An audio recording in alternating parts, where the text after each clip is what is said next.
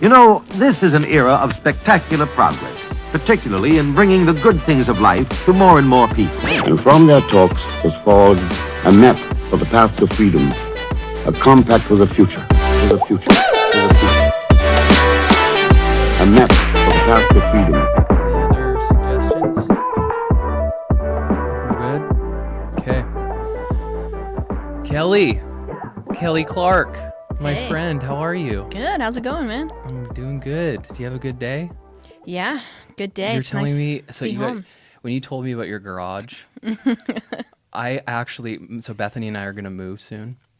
We're going to move in with Candace and Abe, and they're going to buy a larger property with 2 homes on it. So they're going to live in the bigger house. We're going to live in the smaller one, and there's a 3-car garage, and I literally cried. That's amazing. When I found out that I was going to get a 3-car garage, which is so funny. It's so stereotypical of like a man, maybe that's slightly sexist, but I've never had garage space before, really, apart from when I was like young, like a kid. Yeah.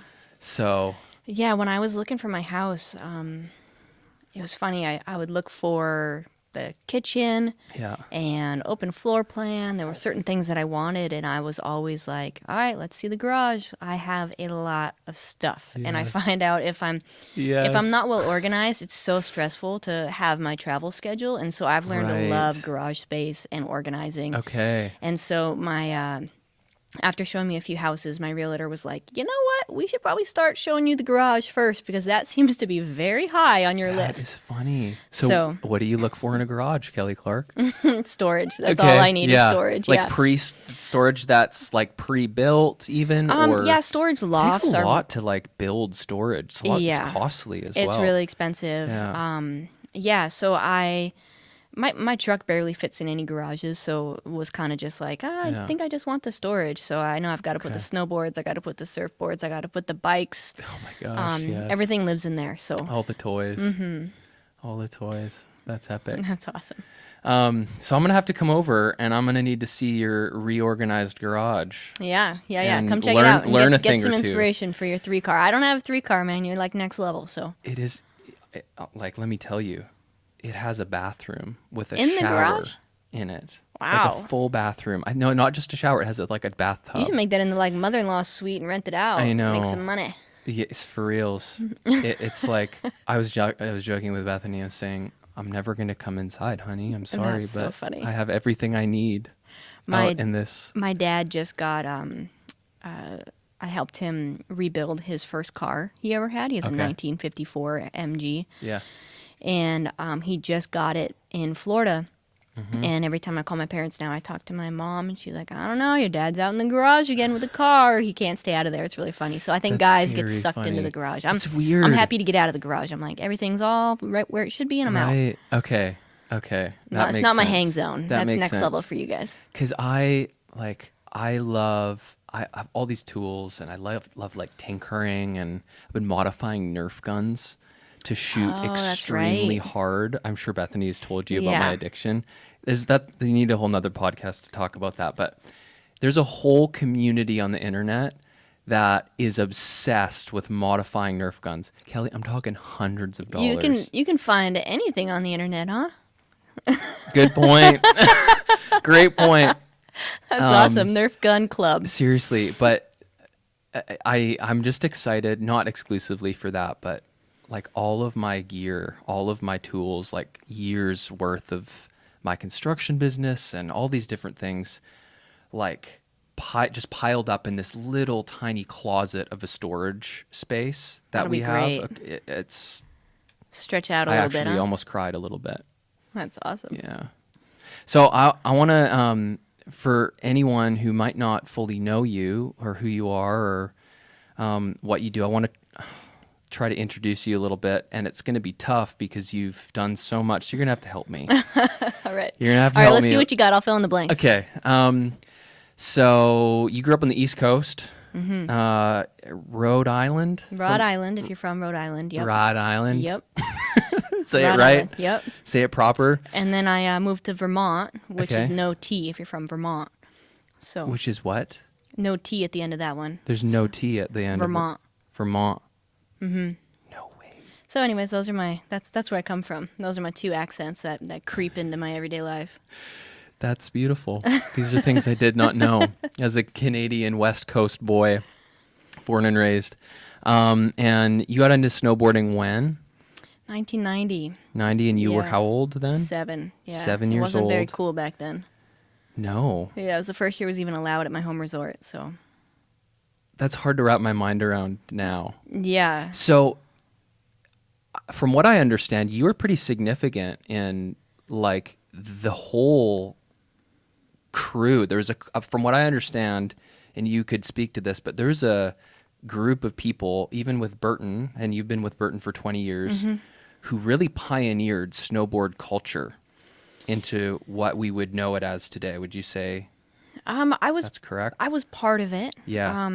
There was people who came before me, and there's going to be people who come after me. Yep. But I did have a good 20-year stint in influencing that culture and building that culture. And during that time was when the Olympics really put snowboarding on the map in mainstream America and for the rest of the world. And so I think as far as like how the sport developed and how big it got, the most significant growth probably happened during my time in the sport. Wow. But there was like Anne Malin and Shannon Dunn and you're probably going to be humble and not attribute any of it to yourself. All these people that came before me that I stood on their shoulders. Sure. I think everybody is a pioneer in their own right. Yeah. And I can definitely see that I wasn't the first and I won't be the last, but I'm thankful I got to be part. Wow. And so multiple years in the Olympics. Yes. How many years altogether? 16-year span, 5 Winter Olympic teams. So my first Olympics was when I was 18, in 2002 in Salt Lake City. And that was that your gold medal? That was my gold medal. Yep. In 2002. 2002. That gold medal was cool because it was the first gold medal won on U.S. soil post 9/11. Wow. So it was really significant to our country. That's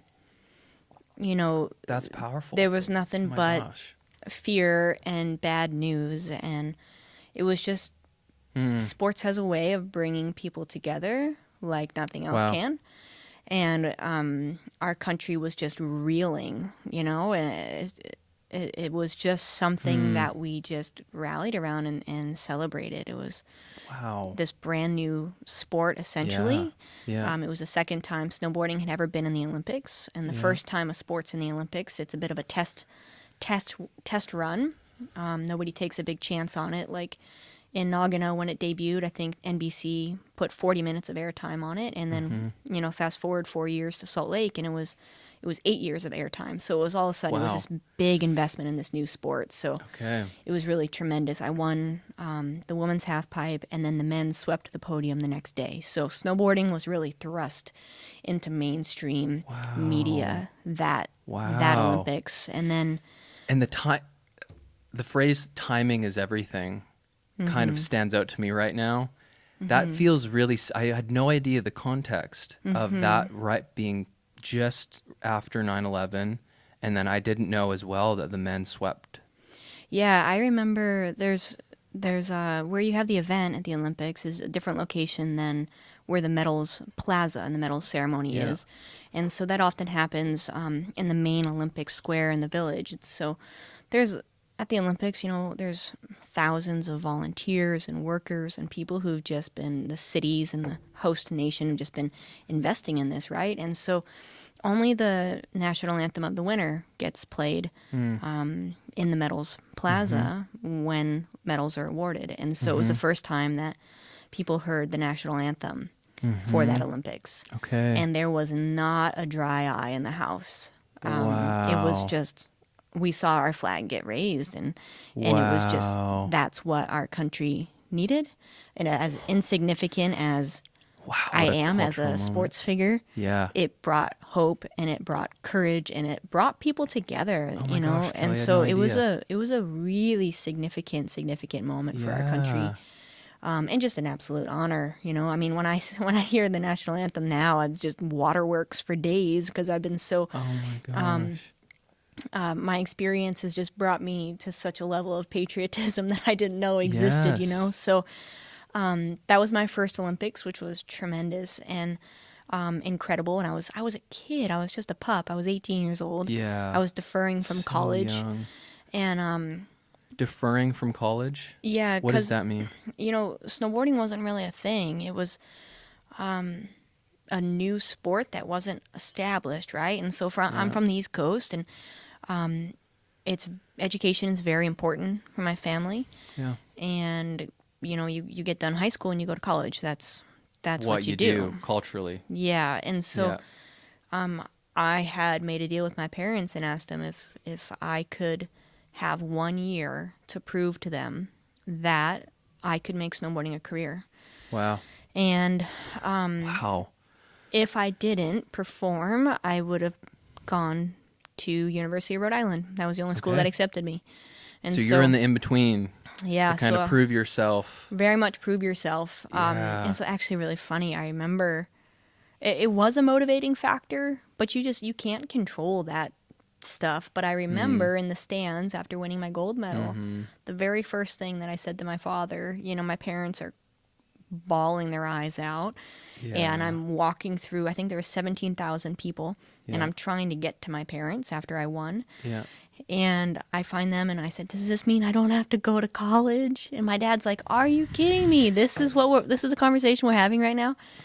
Yes. And so I knew that was enough. I was like, "Okay, I 18 did it. years old. This means I can pursue my dreams." And that's what I wanted. I never Well, excelled, and I have a real high value for education, Yeah. but I never excelled in the school setting.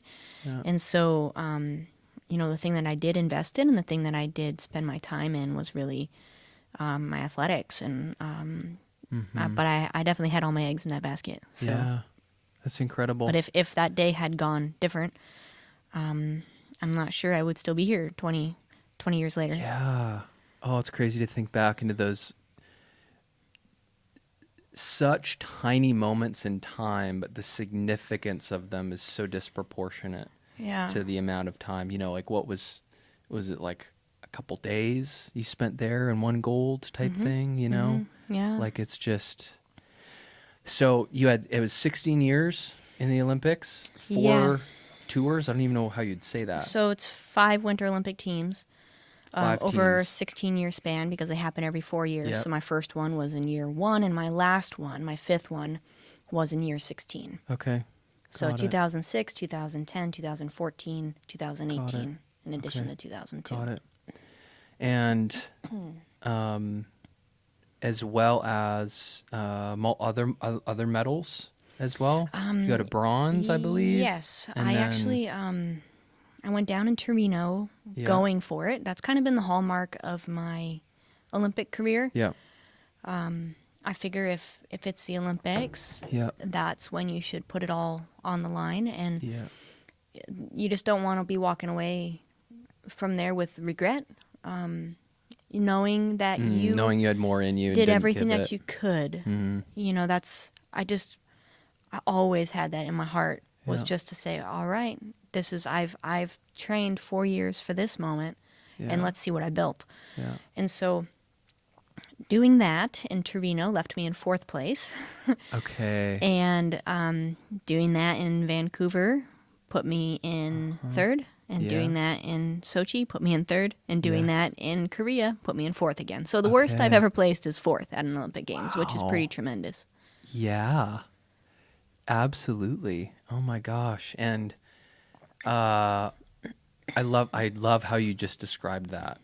The wanting, like, the honoring your own integrity to where I'm not going to leave anything behind. I'm going to lay everything down, and know that I gave everything, and the result of that was 3rd. The result of that was 4th. Yeah, I find in it's not like you sports- felt it. The thing that sticks out to me there is you didn't fall short. Yeah. That's not you failing, Yeah. Whereas a lot of people, especially, I mean, your book Inspired, which we'll talk about later, like it's from what I've read and understand, redefining success, Yeah. like exchanging unhealthy motivations for healthy ones. I think you in know? sports, there's so many external measures of success. And I mean, honestly, at the end of the day, that's what we're there for. I'm there to win that medal. I'm there to. That's the plan. You know, that's like what everybody's everyone like, so wants. what are your expectations? I'm like, well, I'm going to win. That's what I always do. Sometimes it works, sometimes it don't work. Yeah. But that's always the plan. Yeah.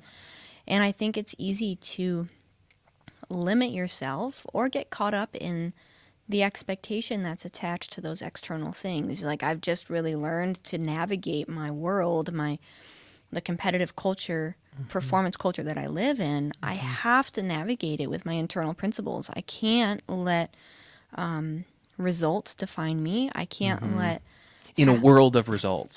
yeah, that's the only thing You that's the only thing that matters there. Completely driven and bloodlust thirsty for its only results. Your value is results. Yeah, and I think for me, that's honestly, that's how I came to develop a faith, and that's how I became a Christian. Was Yep.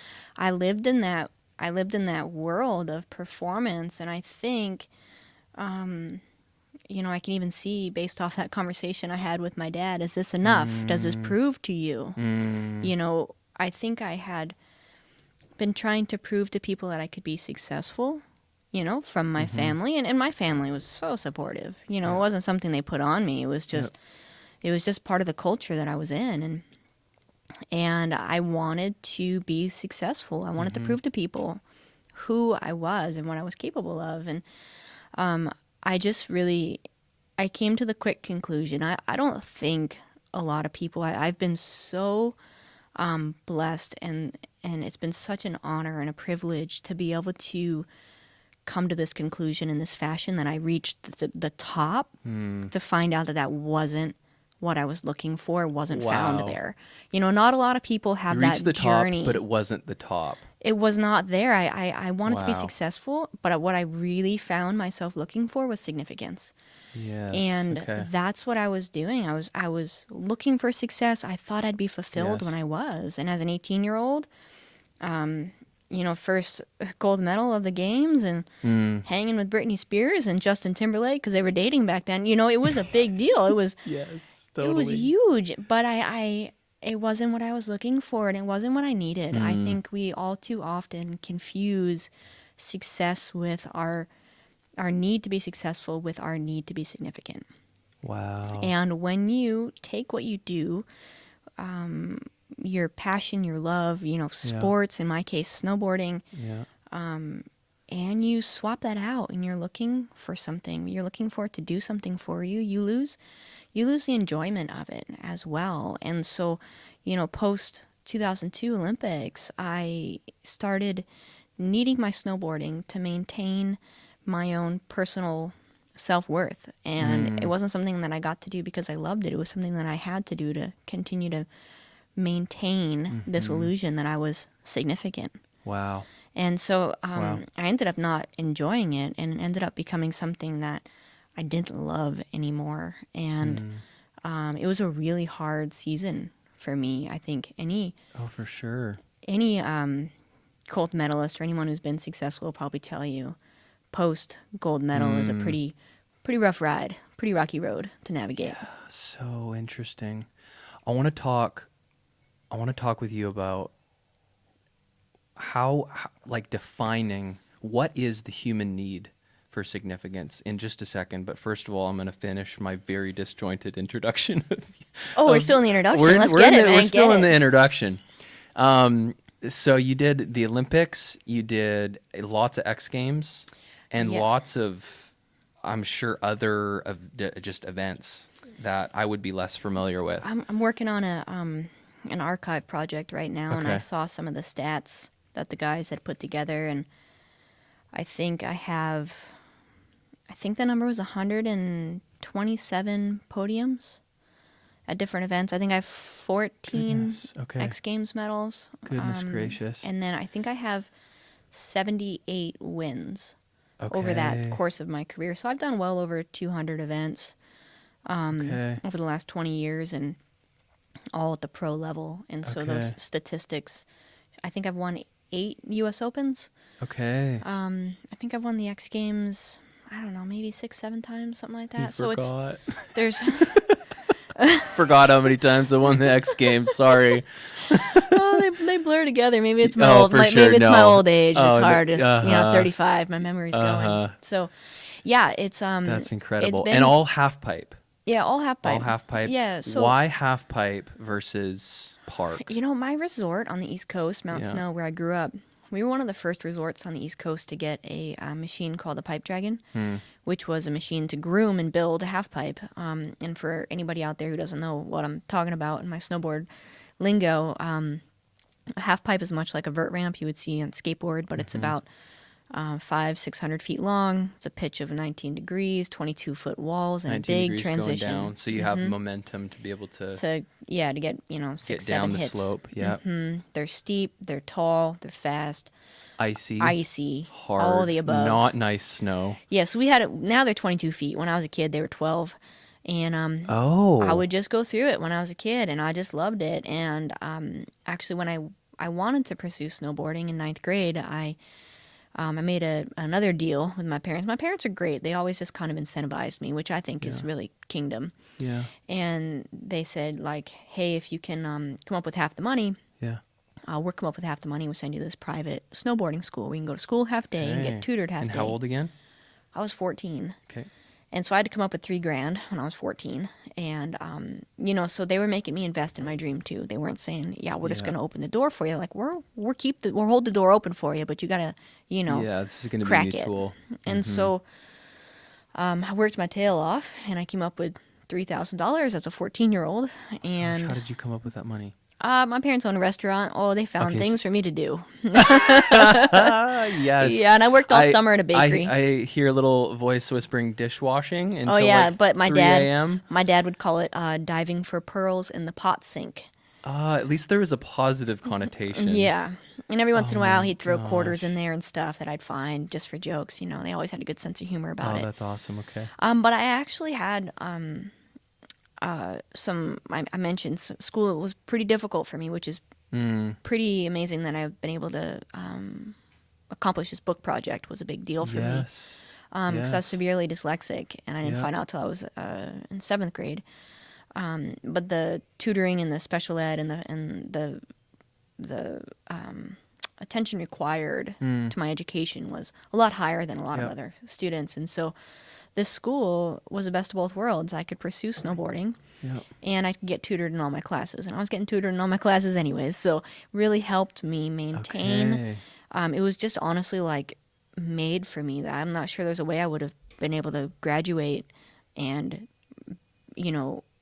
handle my education through high school without this sort of one-on-one attention. And that school required you to compete on the weekends. And so I thought, well, back then I was like, we competed in everything, but I knew at 14, halfpipe was the first discipline to become an Olympic sport. And I thought, that's my ticket. That's my ticket out of here.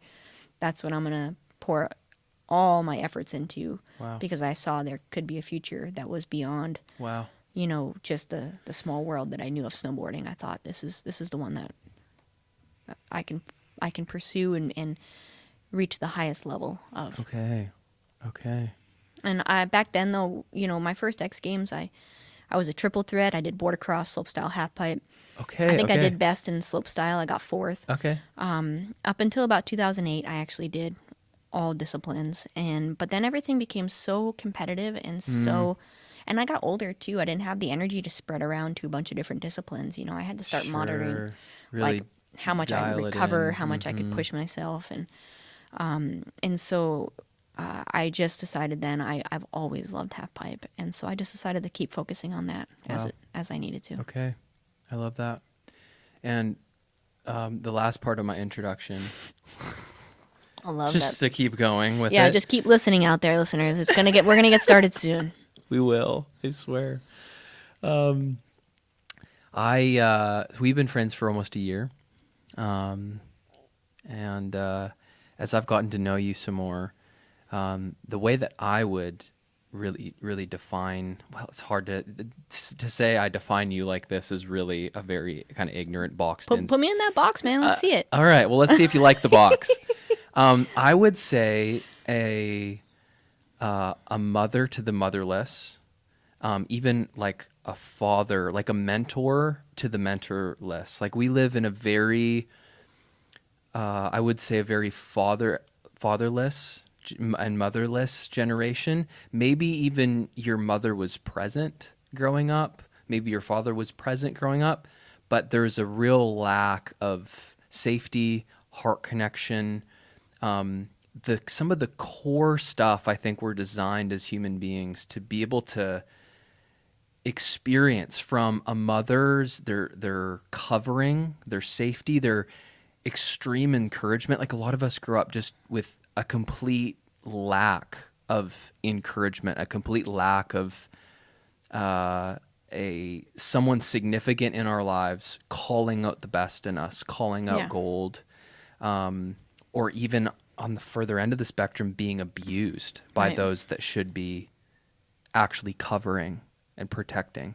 And so what I see in you and just hearing some of your stories is just this, I mean, you're only, what are you, 35 you said? Mm-hmm. Just incredible, just tiny little like blip in the radar, 35-year, but legacy of building and investing in other people under the radar in a lot of ways. And, like honoring relationships, honoring, Burton for 20 years. Like that's not a... Yeah, they're family to me. Yeah. I love those guys. And these people as well, like a lot of people at Burton, from what you've told me, they live very different lives. Yeah, than you. It's a different Very, culture. very different culture. Mm-hmm. And so there's even part of that of like, how are you... It's just incredible to me that you've managed to invest and pour your life and love into people that even believe totally different things. That's not a dividing factor, that you've managed to keep unity. Yeah, I think in the there's midst of diversity. There's a lot that goes into that. Part of just growing up. I think, first of all, behind every great athlete is a team of great people. Mm-hmm. I don't think there's any like lone ranger athlete or person who's successful, but that's the opposite of what we champion in culture. You hear people talk about it. Self-made man. Yeah, self-made millionaire. Those are the people that people like, oh my gosh, did you hear that guy came from nothing? Yeah. Now he's got everything. I think that's part of what our culture champions. But I've also found, results and accomplishments and medals, they go away. Wow. Like they just do. Like, and this applies across the board. Like you're speaking to a very tangible reality of like a gold medal in the Olympics. Sure, which I'll give them to my kids someday. Right. But this applies to every area of life. That job promotion, that goes away. Yeah. That Ferrari, that girl that I really want to date, or like fill in the blank. Like it's, you could say everyone has their Olympic gold medal, and it's not necessary. Maybe speak to that a little bit. And so I've just tried to figure out, what am I investing into that's going to outlast my ability to perform? We all perform. We all live in a performance culture, and everybody's performing. It may not be the Olympic stage, but it's somewhere. And in a career, in a family, in relationships. And it's just, we have to figure out how to invest in something that outlasts our ability to produce results. And the best thing I found to invest in is people. Totally. And all that being said, if you can go back to the kind of self-made man, like it just isn't as fulfilling, even if you can do it, to do it by yourself. Like, I find such a value in doing it with people and investing in people. And so, I've kind of done the second half of my career with that in mind, knowing that I'm going to take women snowboarding as far as I possibly can. Yeah. And the women that I'm snowboarding with are going to take it further than I ever could, and they're going to stand on my shoulders, and I'm going to carry it as far as I can, and then hand it off to them, and they're going to take it further than I ever could. So you can't be defined or threatened by someone else's success. Yes. And if someone else succeeds, it should inspire you. It shouldn't trigger you.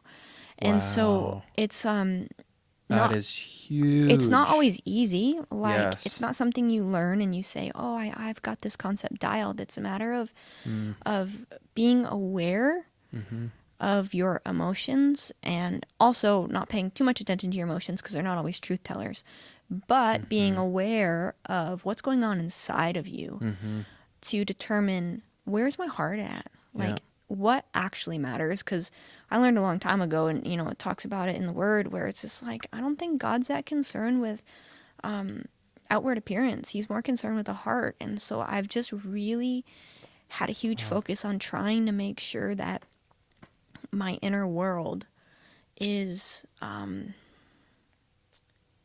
more influential than the world that I'm in. And that's how I've learned to thrive in a performance culture, is I've learned to celebrate the things that no one sees more than the things that everybody sees. And so with that in mind, I've been able to invest in the next generation, and I hope develop a legacy, and I hope be able to continue to have influence, like when I'm not around. That's what a legacy is. It's like I want influence when I'm no longer here, when I'm no longer relevant. I want to be relevant still. And so there's a great opportunity to believe in people and to love people well, because people don't care what you know until they know that you care. And so Can you say that again? It's like a Bill Johnson quote that I stole. I don't even know where it came from. I'm thinking it came from him originally, but people don't care what you know until they know that you care. Yep. And so, living out my faith in a culture that doesn't look like the culture that's inside of me, it's not, how can I influence this culture? It's how can I love and honor people today? Yeah. And so that's kind of been the hallmark, whether I'm approaching something in the business side of what I do, or something in the competitive arena that I live in, is making sure that when I see people succeed, it's inspiring me. Wow. And I'm loving them really well. And if I'm doing that, that's how you have influence. Yes. People, want to know what they're going to get. You live a life of consistency and integrity.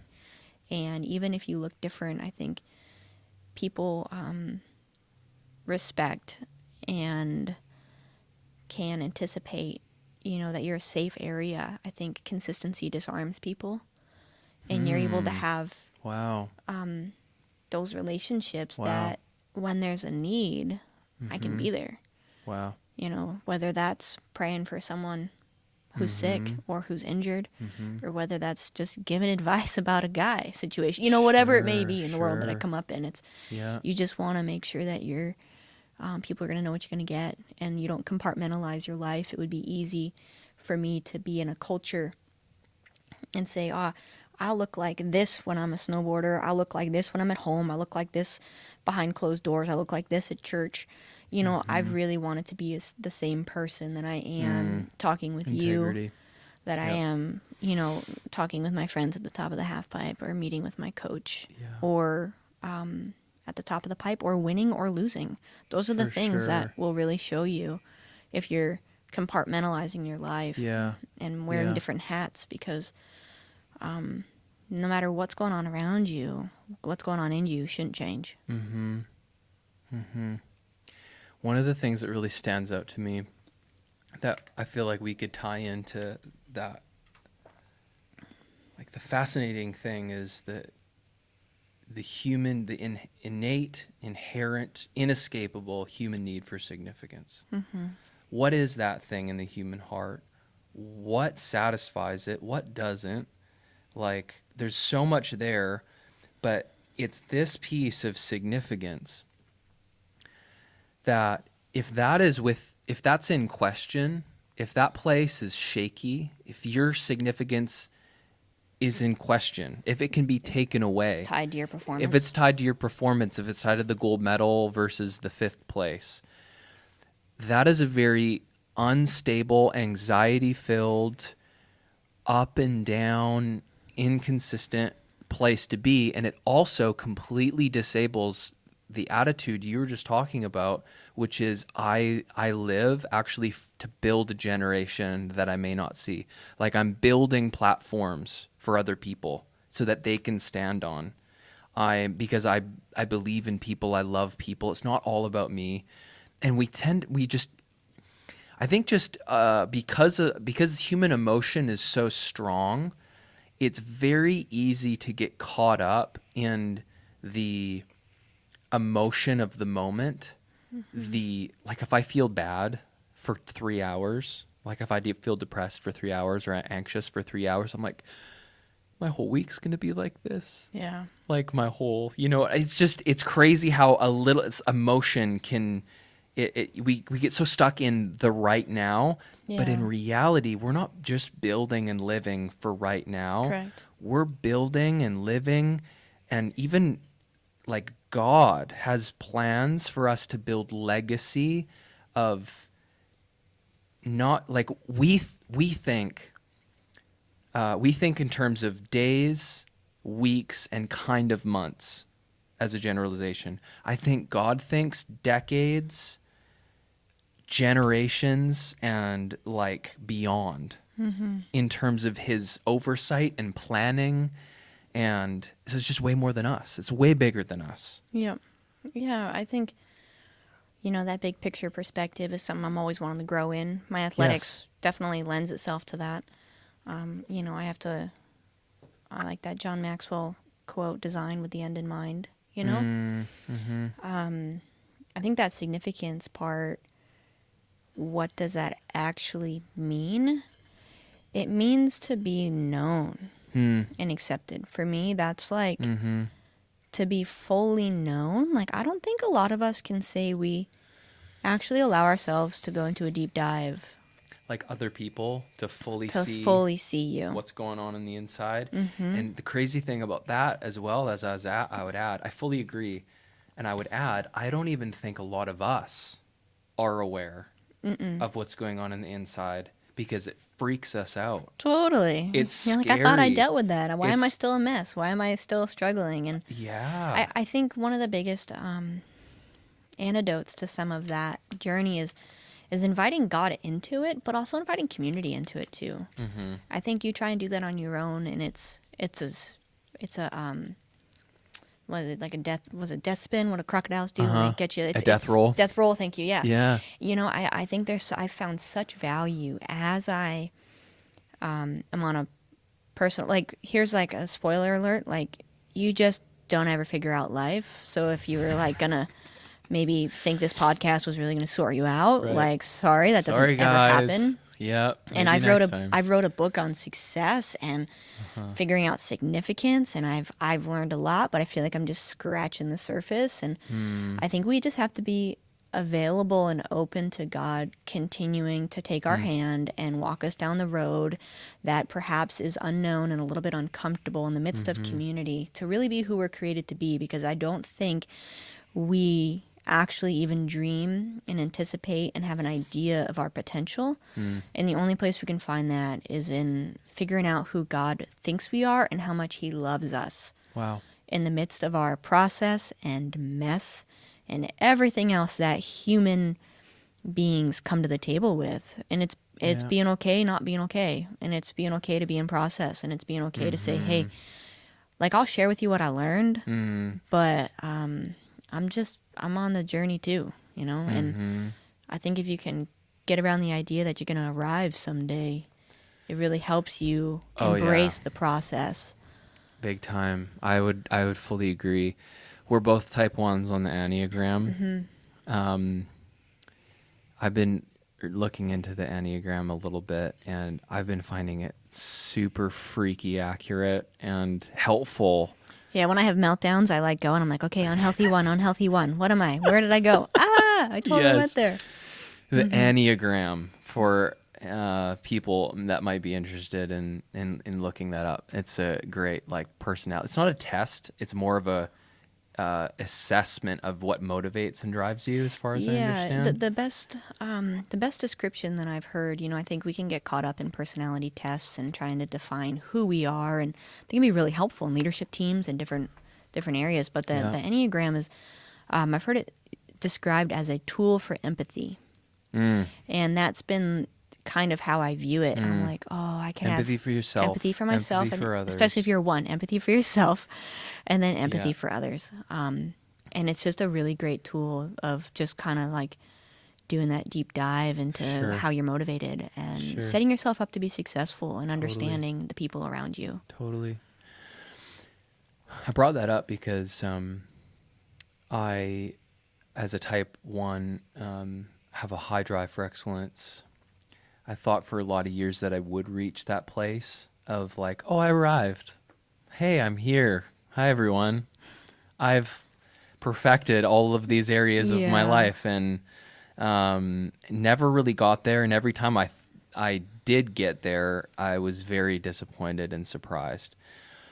Have you ever read the book by Brene Brown, The Gifts of Imperfection? I've read chapters of it. Chapters of it. I feel like maybe we talked about this a couple months back, but that book, oh my gosh, how she talks about perfectionism, and this is the reason why this is fascinating to me is because I think perfectionism is deeply woven into our subconscious American mindsets and culture, to where I think in a lot of ways our performance as a culture is so tied to our value that we're terrified to do anything, learn anything, risk anything, which risk is really the only way growth happens. Yeah, and risk can happen if your self-view and your identity is tied to your performance. You will never risk anything. That's been one of the things that sustained my snowboarding career. Wow. I was able to push the boundaries because how I ended up at the end of the day wasn't going to reflect on how I felt about myself. Yes. So I was able to take crazy risks and progress the sport and progress myself more and grow more than I ever could have if I had my self-worth tied to my performance. So that's a little key. If you're afraid to take risks, you might want to reevaluate that. Am I trying to keep myself safe and self-preservation? That's exactly it. And that's one of the things I remembered from her book was that she said performance is actually a self-protective mechanism. It's armor. It's not just, because I value being right, or I have a high level of excellence in this area, this area, this area, and it has to be perfect. No, like deep down in there, when that thing owns us, when that perfectionism owns us, I think it really is a form of control. It's a form of control. You know what else is a really under the radar mechanism to control I've found in my own life is preparation. Wow. It can be so good, and we're like, I'm being faithful. This is so wonderful. I'm killing it. I did everything. I prepared, and you are the one doing it. You don't leave any room for anyone else or for the Lord to come in. It's me. What can I do? How can I prepare to keep myself safe and predict the outcome of this? And I am an advocate for hard work. And preparation. I love preparation, but I remember God tugging on my heart a few years ago saying, hey, like, is there room for me in this? Or are you preparing so much to control the outcome? Are you preparing God out of it? Yeah, and are you preparing to control? Are you actually okay with whatever happens and trusting me? Or do you need this to be a certain way so you're manufacturing a result that you can control? Wow. And so I'm getting blasted right now. The control thing was a big thing for me to kind of loose the reins on. And, you know, I have a high value for excellence and that performance culture, you know, but the difference between excellence and control is that in control, failure is not an option. In excellence, failure is an option. Wow. Because you're never going to arrive. Yeah. And so those are the biggest things I've found between those two. When you're trying to control it and you fail, boy, run for the hills. Yeah. It's going to be a disaster. If you want to be excellent and it doesn't happen, you just keep striving for it. So good to wrap language around this. One of the things as a pastor that I do a lot is teach, train, and equip people to do stuff like pray for the sick, to step out with spiritual gifts and learning how to hear God's totally. voice. And there's a process there of like, you kind of fall on your face and get it wrong sometimes. Bunch, yeah. And sometimes you get it right, but there's a process of learning. So one of my favorite things, you know, and how I've heard this described and how I love to actually teach people to do this is like the definition of success is not perfection. It's the definition is like, did you try? Mm-hmm. Like, did you step out? Like, I think there's so much to be said. It's like a father and a mother that have a young baby, and the baby's just learning to walk. Like, what if that baby took 2 steps, fell over, and was like, "Oh, looks like my baby doesn't have the gift of walking," because they just fell over, and then the growth would be completely stunted. It's a ridiculous example because we don't think like that. that It's so absurd, as parents. but we find ourselves thinking like that in we other literally situations. live like that, Yeah. where it's like, oh, I must not have that gift. I must not, must not be a public speaker, or I must not, whatever stretches you. Yeah. It's just that thing of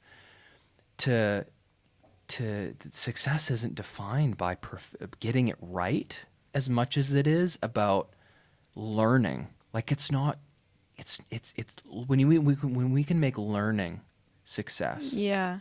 Like the process of learning success. I've learned to define success by 2 kind of hallmarks in my life, and that's why I wrote my book, because I set out to define success in a healthy way. Yeah. Outside of performance and in a performance culture. Yeah. I've really personally, my current personal definition is faithfulness and growth.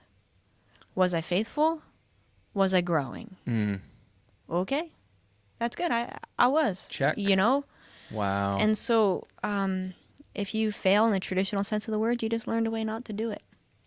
Wow. Yeah. And so who is that? Was that Thomas Edison? Yep. When he was building the light bulb. Yep. He's like, did it 1,000 times, and someone He's asked like, well, him, that's great. I learned 1,000 ways not to build a light bulb. Yep. And he was stoked and kept going and Totally. created the light bulb, which is why we can see each other in this extremely dark studio right now. Yeah, and it goes back to our fear of people's perception of us, and being able to be okay with those victories that no one sees. If we get so hung up in the end product of who's going to pat us on the back. Wow. And what kind of testimony we're going to have. Wow. And what kind of ministry, what kind of career, what kind of, snowboard competition result, whatever it may be. You just have to stop trying to arrive and be okay with being in process and value those things that no one sees as more important than the things that everyone sees. Wow. There's a quote from my book, what you build in the dark will be what supports you when it's time to shine. Yes, I read that one. And I was like, mic drop. You just gotta have that view of your internal world as the thing that is more important to build than what everybody else sees. Yeah. And if God wants to shine a spotlight on it, fine. If he never does, fine. Wow. Wow. As you have, I want you to tell the story really quick of this last Olympics and how the gold, I believe was it Chloe that won gold? Yes. And who actually thanked you, which had never happened before. Yeah. I want you to tell that story really quick, and then I want to transition that with that context, because I feel like that's important for people to hear a little bit of that context into who has been your champions. Who are the ones who have poured into you, who you felt known and seen, and loved unconditionally around? Does that make sense? Mm-hmm. Yeah, so this last Olympics,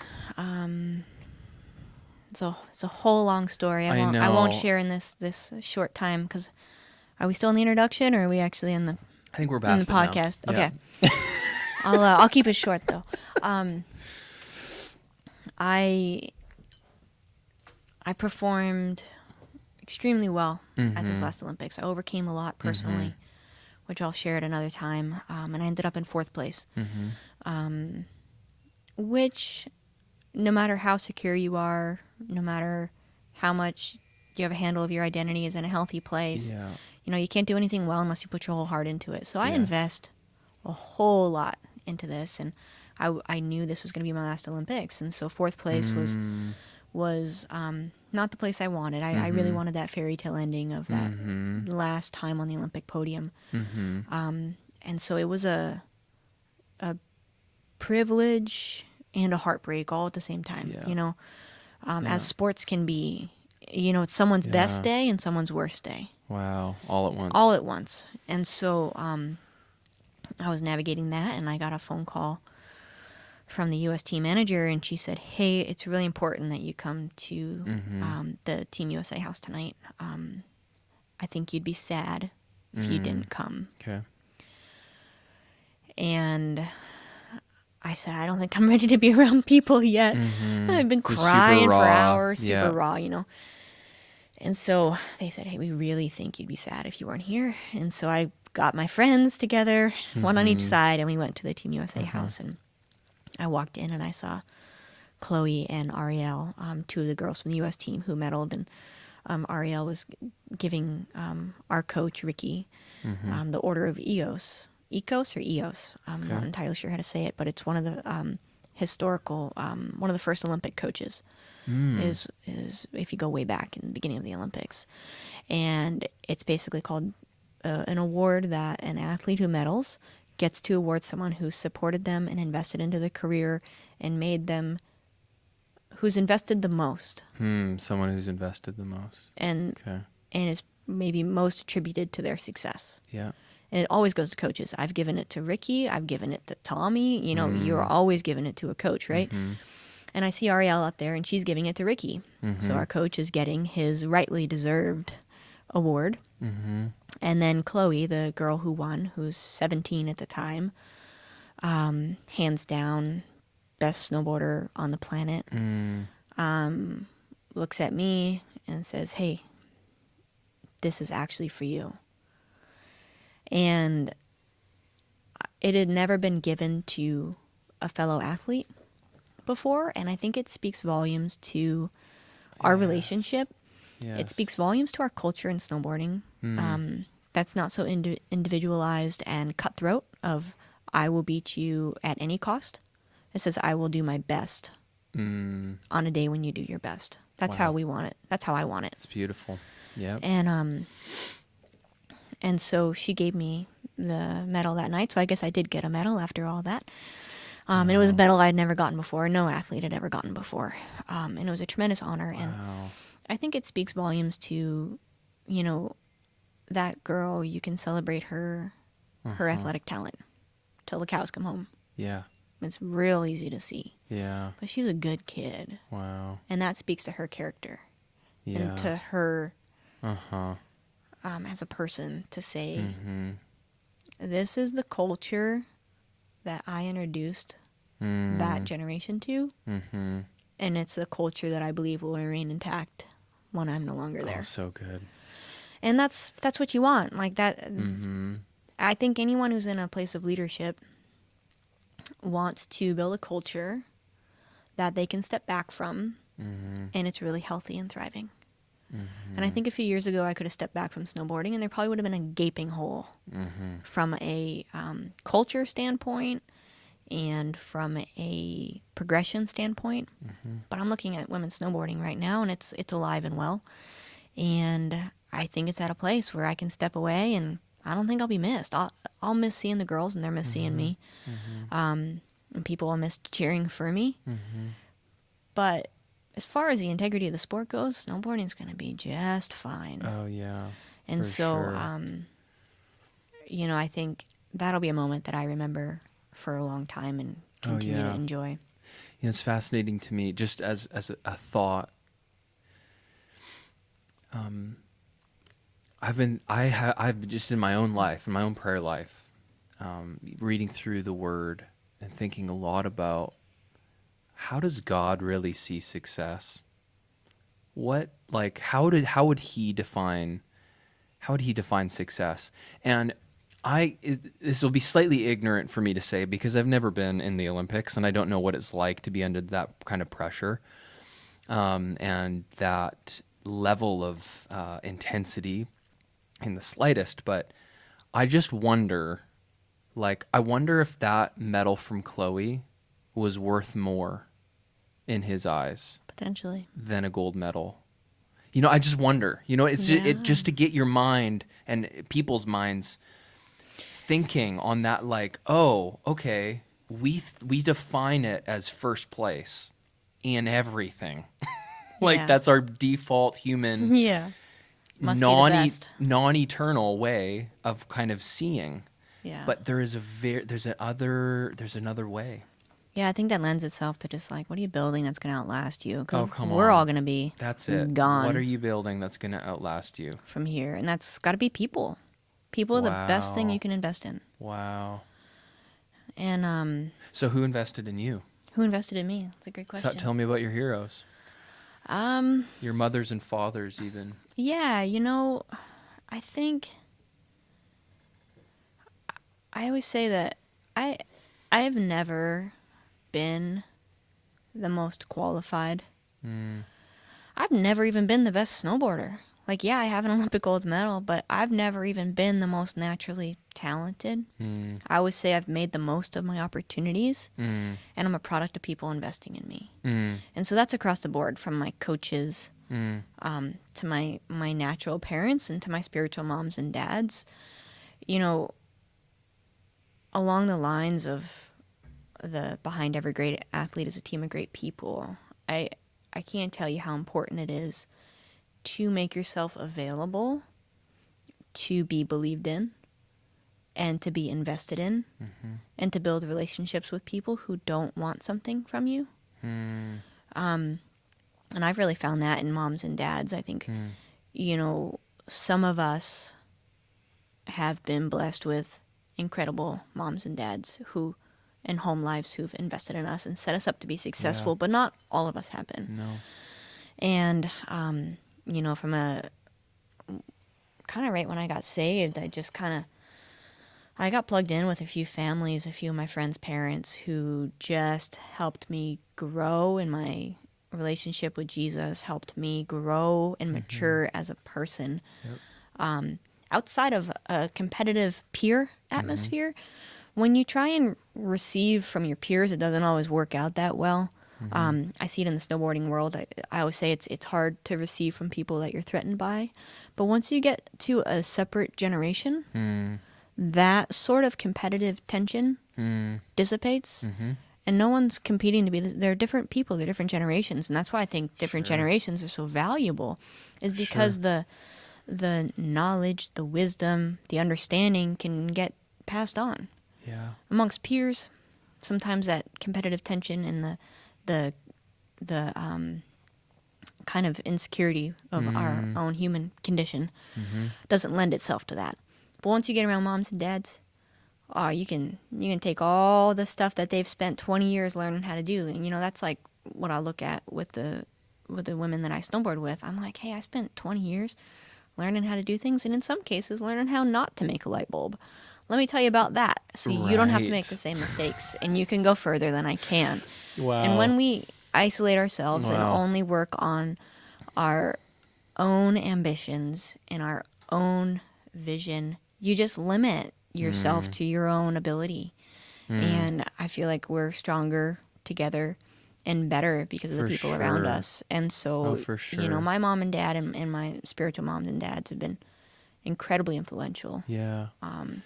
And setting me up to be successful. Tell me a couple stories. I don't know if you have anything right off the top of your head, but significant moments of they said this and this happened in me, in this situation where I was questioning everything, or when... I think the most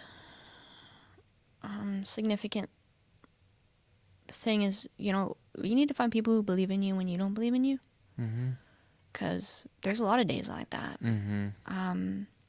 And when I've reached the end of my ability to understand a problem A quick phone call gives me a whole other world Wow. of stuff. You know, I think in my time of need, that's when it's been, you know, the most significant, because I'm at the end of myself. Like, I'm praying, Right. but I'm still kind of at the end of everything. Let me pull on Yep. my community. Let me pull on my moms Yep. and dads. Let me pull on Yep. the people who perhaps aren't emotionally invested in this situation that I'm in and can see a little clearer than I can, or actually understand what my values are and where I want to go, and can say, this is a decision you need to make, and then what you're doing right now isn't going to get you there. Wow. So keeping you on track and believing in you and championing you Yep. when you need it. I can't emphasize how much I've been a beneficiary of those sort of relationships. You know, How did you get those? What would you say to people that have never had a spiritual mother or father, had never had a mentor, don't know how to get one, or maybe kind of repel them? I've been in that place in my life where I've been like, I'm self-sufficient and I don't need anyone. yeah. You know? So I'd say check yourself before you wreck yourself. That would be advice number one. If you don't think you Yes. don't need one, check yourself Yep. before you wreck yourself, because I guarantee you that'll be happening soon. Yep. But you'd be surprised at how much people want that, never think you're a burden. And it's just as easy as asking someone to get coffee, Wow. honestly. And people are kind and gracious, and it's a lot easier than you think if you're making it into something that is intimidating and a big deal. I found it very easy to find moms. You know, that's just, can we have coffee with me? I'm having a hard time. Yeah. There's humility needed. Yeah. It's a silly little thing to say, to even ask someone out for coffee, but there's a whole internal framework there, I think, that's like, to even ask For help, even like, you're not even necessarily asking fully for help. You're saying, would you get coffee for me? And maybe listen to some of my process and give your 2 cents. But that requires a certain heart position of humility, of I'll let you in, that I think a lot of us need today. Yeah, and I think you can definitely approach it from a way of like, I need something, I need you. But if you can figure out how to approach it with, how can I love and honor you? Not that I need something from you. Like the younger coming at it to the older, how can I love and honor? Yeah, because That's awesome. There are a wealth of, you know, I think I don't. It does go both ways. It goes both ways. Yeah. And you don't want it to be just a, let Sucking. me suck you dry. You know, like, Yeah. what would be honoring to Yeah. that person? Oh, I think they like to go on walks. Maybe I'll ask them to go for a walk. You know, like, what does that look like? Yeah. You'd be amazed. Like, think about building a friendship instead of getting something, Yep. and it'll be a bit more fruitful, That's great advice. because, you know, we can. Great advice. Yeah, it's easy to really like ask yourself what you can get, but I found life's a bit more full when you can ask yourself what you can give. And that goes into every sort of relationship, and every sort of Wow. business relationship, and every sort Wow. of friendship, mentor, Yep. whatever that may look like. It's just a matter of loving, honoring, and serving people. Yeah. Well, it'll probably get you a lot farther than trying to take. I think you're right. It's more blessed to give than to receive. Hey, there you go. Pastor, Little, backing it up. Yep. You need a Bible. You need a verse you for need it. a verse for it, man. You Back need it a up. verse for it. Make it official. How about, like, to stay on the subject of the Bible, what about people from the Word, stories from the Bible that are like, yep, that right there is what I resonate and what inspired me to keep going. Or I'll broaden it to maybe it's not in the word, but maybe it's, you know, just a hero, a reformer, someone who's not alive anymore. Let's put it that way. You know, I'm in a culture that doesn't look like the culture that I carry. On the inside. On the inside, yeah. That A lot of people. The normal culture around is very different than what's going on in here a lot of the times. Yeah, a lot of the time, you know, like even my friends, like what they think is fun is really different than what I think is fun. Right. It's just a real practical thing. It's a really different culture. But I don't think we need to value each other because we agree or look the same. I think it's actually a lot healthier when we look different. And a lot of people will ask me as a snowboarder, you know, how are you a Christian in professional sports world, let alone snowboarding, which is kind of viewed as kind of a rough and tumble crowd, we'll call it. And I always say, you know, what I believe to be true about God doesn't come from my circumstances. It comes from within me. What I believe about God isn't circumstantial, you know? And so all that being said, I look to people like Daniel and From the Old Testament. and Moses, where they were in Pharaoh's house, where they were in Babylon, where they were in places where the culture so different was really different, but who God wasn't dictated by what goes on around them. It was by what goes on inside them. It's by who God says he is and what the word says. You know, I relate most to that. Even Joseph, like I like reading that stories because it just kind of pumps me up. I'm like, oh, people did it in the Bible. I'm doing it. This is what I do. That's who I relate to.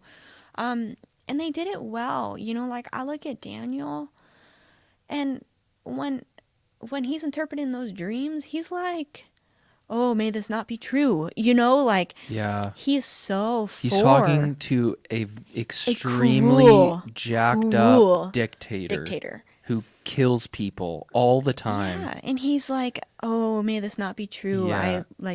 I don't want this judgment dream to be come on true you. about you, and I want you to be safe. Like, just this crazy honor. Yeah, and crazy honor. And just that ability to be in a world but love people so well. You know, and that's just the thing. Like, if we don't, as a Christian, if we don't love people, we're missing it. Yep. It doesn't matter what they look like, what they believe, how different, how alike we are. At the end of the day, it doesn't matter what stream you're from, what your belief system's like. If there isn't love and fruit in our lives, in every aspect of it, from our relationships to our work environment, we might want to go back to the drawing board. Wow. And so, I'm always inspired in those. And when it's tough, I pump myself up. I read that, and I'm like, yeah, these guys did it. I could totally do this, you know? Yeah. And you just got to know, like, God's heart is for people. Yeah. And it's for all people. Yeah. And I always think, like, I get to encounter God and be an encounter to people around me. And the people that I'm with maybe would never step foot in a church. I mean, I never stepped foot in a church until I got saved. Totally. You know, I had never been to church before a day in my life till I was 20. Right. And they would never have an opportunity to encounter God in a church. So, hey, I encounter God. I can be an encounter to those around me. Like, why don't I love them well? You're like, preaching. A lot of stuff will fail, but love won't. Wow. And so, if I can do that, a lot of stuff will fail, but love won't. You know, it doesn't even matter. You give them the craziest prophetic word ever, but you love them real well. What are they going to remember? That's so true. It's just it's a journey. It's a process, and I don't have it figured out, but it's been a privilege to get to love and honor people in a culture that maybe doesn't have as much of an opportunity to experience the God that I know that set me free, that's given me that significance that I always looked for. Yep. So, It so speaks to me because, I mean, you just knocked off three of my most favorites, three of my heroes, really. Like Daniel to begin with. I mean, it's pretty rare that in our current culture that our lives would be in danger for our faith. Totally. His life was in danger. He was kidnapped. His family killed, his nation destroyed, and was held literally as a captive. They called him the captives of Judah for his entire life. And they named him after the name of some pagan god called Belshazzar. Changed all their names. And made them learn literally witchcraft. And walk into a fiery furnace. And they threw him in, definitely against their will. Yes. And their bonds were broken, so they were bound and tossed in there. Oh gosh. So and I mean, this resonates so deeply with my story as well, because I grew up in the church, but a very religious, rules-based, kind of like social club setting. And I often, when I use the word religion, a lot of time nowadays, it has a negative connotation to it. Not all religion is bad. That's not what I'm saying.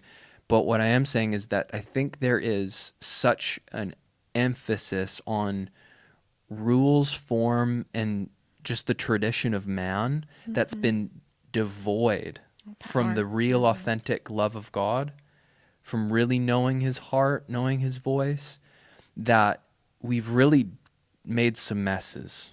We've really made some messes in the church, I think. And culture's kind of done with it. Church is irrelevant in so many ways to modern culture. And that was my story growing up. Great. Like, my parents were amazing. My dad's a pastor, long line of pastors in my background. So it's a little bit in my blood, but I was like, church is totally irrelevant. There's nothing here for me. I'd way rather be out with my friends, like developing my popularity status type thing. And that transitioned me into drug addiction, drug dealing, way too much alcohol for a teenager, drinking at school, let alone on the weekends. And really, like, I'm just numbing myself all the time. Just numbing it out.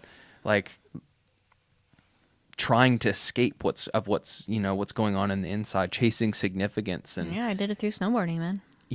Like, we all got a broken need, big old hole. Yes. And you try to fill with everything and anything. Yes. And it can be the stereotype of drugs or alcohol, or it can be performance. Here. It can be your grades at school. Mm-hmm. It can be that next job. It can be a relationship. Next promotion. 100%. Totally. The way that I love this described is Jason Valentin at Bethel Church in Reading. He says there's a God spot in everyone's heart. And if you try to fill that spot with anything else but him, you're going to be disappointed, hurting, still looking.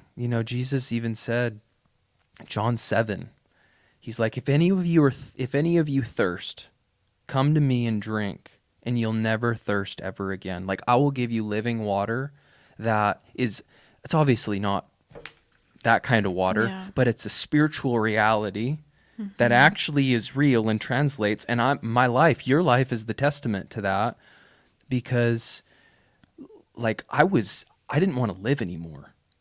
I didn't, like 2007, 2008, I didn't want to be alive. I didn't care. I had no, either way. And I didn't necessarily have the courage to take my own life, if you could call it courage. But I had an encounter with the Lord in 2008. Hand came and touched the back of my head, and there was no one behind me, but there was a hand on the back of my freaking head. And I turned around to see who's there, and no one's there.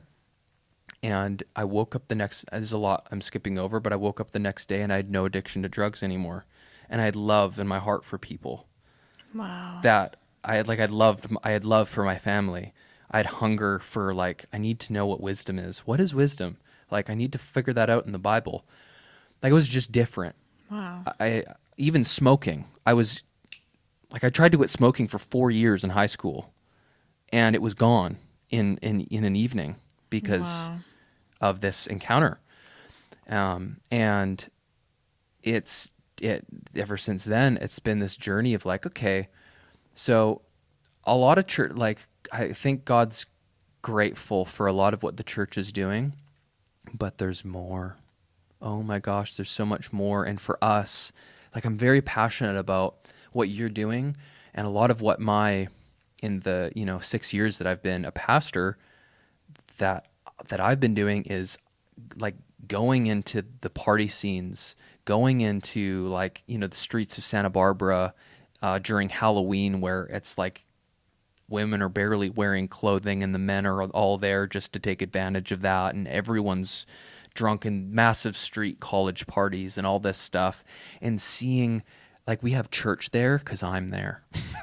They have church, in these crazy areas of society up on top of the half pipe slope because you're there. And it's this redefining of what church is, even redefining love. I don't know. I'm just it's so necessary that no matter what walk of life or what, area maybe you're a businessman, maybe you're, just a stay-at-home mom, you can be the church. You can be the hands and feet of Jesus out in modern culture. Not only can you, but it is imperative, I would say. Very much so. It's so needed. I think, I always have had a really high value for being connected to a church, but I'm very much aware that ministry is not confined to the four walls of a church. Yeah. But I think, the church was a really big deal to Jesus and remains a big deal. He's coming back for his church. He died for his church. The gates of hell will not prevail against the church. Wow. And so I feel like being connected, if I've come to the conclusion, if you want to be part of what God's doing on the earth, you have to be connected to a church. Your ministry doesn't have to be inside the four walls of a church. Yeah, that's so good. But being connected to a church and, a community of believers. The community of believers Yep. Is absolutely essential if you want to be part of what God's doing on the earth. Yep. That is your number one That's thing. really, really good. You can go in any culture, but if you don't have a culture to bring in there, the culture that you're in is going to overtake you. So getting in the Word and getting in a church and developing that culture is the best thing that I can say for people who want to be able to go into any place in all the world and preach the gospel. Fulfill the commission. And so it's absolutely essential. And it's different from if you tell someone about somebody, it's really different when you meet them. You can have an idea of who someone is, but when you actually have an encounter and you meet them, like you just described in your story, things change. You can hear about the love of God, but when you experience when you know it, things change. You can think God cares about you, but when He shows up and heals you and sets you free and delivers you, things change, And so I think there's that piece of not just making a religious rule, and that's what I thought before I got saved. I was like, isn't being Christian about following rules and being good all the time?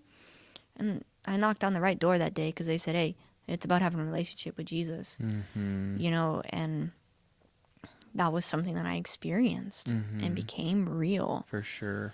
Because people know what's real, and they're searching for it. Oh yeah, their antennas are up. Yeah, their BS meter is like. And so that's what people want, and we can be that to people. That's so good. I would say on top of that, we need to get over our church wounds fast. We need to, because the truth is that I think, the enemy only counterfeits what's really, really valuable, And I think no one counterfeits a $1 bill. Yeah. You only counterfeit 50s and hundreds because that's where the value is. Yeah. So I think there's a ton of value in community, in healthy believers gathering together, spurring one another on. Hebrews says, "Don't forsake the gathering of yourselves. It talks about the koinonia is the Greek word. The fellowship is the word koinonia, and it means exchange of life. So don't forsake exchanging life, amongst yourselves. And so we need to get over these wounds that we've had in the church, because the church isn't perfect. And oh my gosh, do we make big messes a lot of times. And it's easy to get disillusioned and estranged, and maybe you had a terrible church experience as a kid where it was all rules, or it was hyper religious and spiritual to where it's not even real anymore. Yeah, and you don't need to make the church something that's going to meet your needs either. No. People and organizations it's can't attention. meet your needs. I think a lot of people look to church and religion. I think that's why religion becomes so structured and so disconnected from what's valuable, is because it becomes about getting your needs met. Yep. And not about Jesus. And I think if I found something that's been helpful navigating that world, I'm always asking myself, what can I give instead of what can I get? That works in a lot of different worlds. It'll help you from getting unmet expectations, and burnout doesn't come from too much activity, but unmet expectations. Wow. And so I found it much more enjoyable experience to say, what can I contribute to the world around me, whether I'm snowboarding, whether I'm in church. And it makes you not as hypersensitive to some of the wounding that people are messy, relationships are messy, organizations are messy. Yep. And so that's been a good thing for me. That's so good. So good. What do you think? Should we wrap this up? Yeah, let's do it. Okay. I did want to talk about your book really quick. Have you share some of it? When did this come out? Inspired? Yeah, this is my book, Inspired, and it came out in December of 2017. So we're coming up on a year here pretty soon. Okay. I didn't know it was that fresh. Yeah, it's really new. I would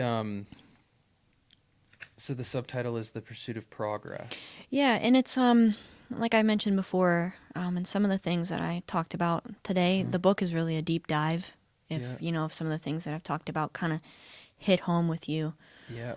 There's some personal application questions in the end of each chapter. You can kind of take some of the things and really apply it to your life. But my goal was to help people define success in a healthy way, and take the things from my snowboarding career. It's not an autobiography. I call it autobiographical. So it's things I've learned that have helped me be successful, which doesn't mean winning gold medals, but it means having a healthy, sustainable, enjoyable professional career. Yes. And I actually, I'm very transparent about my faith. I always have been. But it's not a faith-based book. It was really important to me that if people... This applies everywhere. This can help everybody. These concepts. I wanted people to hit their potential. And I believe the things that I talk about in this will help people get unstuck and figure out how to accomplish their goals and enjoy it and thrive and grow. And so it was really important to not make it exclusive. I think sometimes it's easy if you put a faith-based wrapper on it, you kind of limit the influence that you have. But it's very approachable. I talk about my faith in it because, hey, it's my life. This is what the backbone of it is. Wow. Take it or leave it. I don't know where you're at. For sure. But there's things that you can get from this book that will apply to your life and will help you hit your potential. And so that was really my heart behind it. And it's been really, really cool. A lot of people will say writing a book is very vulnerable. Maybe you'll appreciate this as a fellow Enneagram 1. I actually found it very liberating. Yeah. I'm an introvert by nature, unless you sit me down and talk to me for an hour and a half on a podcast. Yes. And so I don't talk unless I'm spoken to, typically. Sure. I totally resonate with that, which is hilarious. And I don't speak without thinking through what I'm going to say. Come on, girlfriend. If I haven't, thought through a concept, I'm not ready to talk about it with you. And so with this book, I think people have an idea of who I am as a woman, who I am as an athlete, who I am as a Christian. Those are kind of the three boxes that people maybe have an idea of who I might be and how I think. In this book, I was able to put my life on display in an authentic way, where I found it very liberating to say, hey, like, this is me. Like, this is all of me. This is how I think. This is how I'm motivated. This is what I have a value for. And so I really got to let people in like I never have before. And I think that's where that sense of freedom, not necessarily vulnerability, because I'm pretty comfortable in who I am. But I was like, wow, this is incredible. Like, I'm using this vehicle to put my life on display. And so it was a hard project. There's a lot of reasons why people don't write books, because it takes forever. And it's quite a process, but I really enjoyed it. And I like to think this is the first of many projects like this for me, where I can take the things that I've learned, that God's walked me through, and just translate it to say, hey, I learned this. You don't have to spend 20 years trying to learn it. Take it and go further than I could. That's really my heart behind it. Yeah. From what I read, a couple of things that really stood out to me is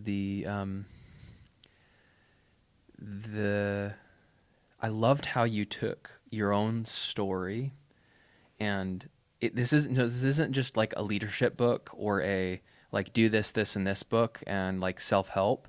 This is a chunk of your life that you didn't just learn, you became. That's what I see, is you became these truths. You became these redefined realities and success, and then plopped it on pages and made it available for everyone. So it's very it's very practical. There's a lot of story. Like, I love how you did that. It's different chunks and pieces of your story and these moments of just such value that you extract out and put on display for everyone to see. Yeah, and talking to Banning about some of that stuff recently, he's like, you've given away what cost you a lot for free.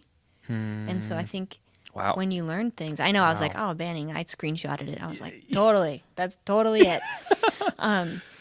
But it's like, that is where the real value is. It's because these lessons that I've learned, they weren't free. They cost me a lot. They cost me a lot of tears. Yep. A lot of years of my life. And they're of great value. And I think it's just like, it's a privilege to give something away for free that cost us a lot. I think that's the essence of our faith. Yep. If I could only do a small fraction of what Jesus did for us, Wow. Oh, that's beautiful. I aspire to say, hey, that's what he did. Maybe I can look at my life and do that in some tiny, minuscule way that perhaps give back means something more than my own empire that I can build and call my own, So I love that. Yeah, it was quite the journey, and it is very story, a lot of stories, and it's a quick, easy read. So if you're like, I don't know if I want to read a book, like, you can read this book in like 2 days. You got it. Yes. Okay. But I found the personal application stuff I put in there, because of how the stories are structured, you almost want to keep reading. Yeah. So my dream is to make it into a workbook where people can actually like really apply and invest some stuff into it. That's to be coming. That's in the dreamscape right now. So I'm hoping to get to tackle that and make it into something that people can really take and have a map, a roadmap, and say, oh yeah, this is who I am, this is where I want to go, and this is how I'm going to get there. I love it. Roadmap is one of the things I actually wrote down. I wrote the roadmap to successful insides to a successful heart. It's like just the thing the last thing I'll say that's really stood out to me is your very abnormal life of being so, like, everything is so driven by results and tangible performance that you really found a way, you like pioneered a way of how do I live fully ignited, alive, fully significant on the inside, totally independent on all these things. So like happiness is an inside job. Significance is an inside job. I don't get there this day. We call that another thing they call that at, as a pastor is destination disease. When I get the gold medal, then I will be happy, then I will. So, but having it now and having it insulated from, no one can take this from me, because this is ultimately God's view of me. This is the position I'm choosing. This is what I know my worth to be. I think when I even talk about, the culture I'm in is really different than the culture that's in me, those are the things I'm talking about. Yes. It's not necessarily the behaviors Totally. and the things that we see on the outside, like, I'm in a party culture, whatever it may be. It's the root structure that we're operating from. It's the operating system that we have. I just have a different one. And Wow. That's the real culture shaper, is from the principles that we live by, from the value sets that we develop. That's what our actions are based off of. And that ultimately comes from our beliefs, shows up in our actions, and then that's how you can tell what you really believe in is what you're doing in those situations, and I just tried to illustrate that in this book. And my credentials would lend itself to all the success in the world, but it's really an inside job. Greatness is an inside job. Wow. Let's end it at that. But first of all, we Drop need the mic. That's greatness is an inside job. Where can people get this? Where's the best spot? You can get it on Amazon. You can get it through my website, kellyclarkfoundation.com. Okay, I'll link that up. I believe Jesus Culture sells it. Get it in the lobby after church. Yeah. And Jesus it's at Culture, Sacramento. Technically, it's in Folsom, city of Folsom. And it's in select bookstores, kind of whoever wants to pick it up. But Amazon is really where people find it mostly. Okay. And you also travel and speak, yeah? I do. Mm-hmm. Okay. So you speak to leaders, you speak to churches, I speak to everybody. Everyone, schools, yeah, from what I remember. Schools, businesses, leadership conferences, churches, church conferences, youth groups, sports teams, you name it. Epic. I'm pretty... And your role is changing a little bit, and you're going to be doing a lot more of that. So your bandwidth is probably going to increase. Yeah, so it's a new season for me, post-Olympics, trying to figure out what my next season looks like. Just because I'm not going to be competing as a snowboarder doesn't mean I won't be a snowboarder. Yeah. And so I'll be continually involved with Burton Snowboards for the years to come, and I'll kind of do some adjusting in this next season, but I do have a lot more bandwidth to kind of share my story and go from there. So I don't necessarily know what that looks like. I do really enjoy it. I see, just a lot of, there's just a lot of fulfillment that I get in inspiring people. And you read a little bit, if you read into the introduction of the book, God kind of brought me on a journey of showing me that I really am called to inspire people. And at first I kind of thought it was like the cheesiest thing that you ever could have said, like, oh, you're gonna be an inspirational speaker, that's wonderful, Yes. But God kept knocking, and totally. I kept listening, and so I realized that word inspire, was first used to breathe life into something. And so that's kind of been my mission. Like, I'm going to breathe life into it, whether it's a church, whether it's a business, whether it's a youth group or a school. So good. I have the privilege of getting to breathe life into people. So that's kind of been where I'm at. And these next few years might look a little different for me, but I'm excited. So good, Kelly. If people do want to have you to come speak, how would they reach you? You can head to my website, kellyclarkfoundation.com. Okay, great. Thank you so much. Hey, thanks, man. This it was awesome. Gold. Loved it. I think we solved a lot of the world's problems. We did. Aren't we good at that? I love solving the world's problems. Now, if only I could solve my own. Great. Yes, we're just two Enneagram Type 1 reformers just going at it. So great. Yeah. Thank you. Oh, thank you. Beauty. Sorry, I talk a lot. Oh, no. You surprised me a little bit. I did? Yeah. It was great. Speaking. I didn't need to like prompt you at all. No, this is my special gift. Of just like it flicks on. Yeah. People always joke like I speak in sound bites. And like people from like that I do interviews with or whatever. It's just been kind of my niche. I can just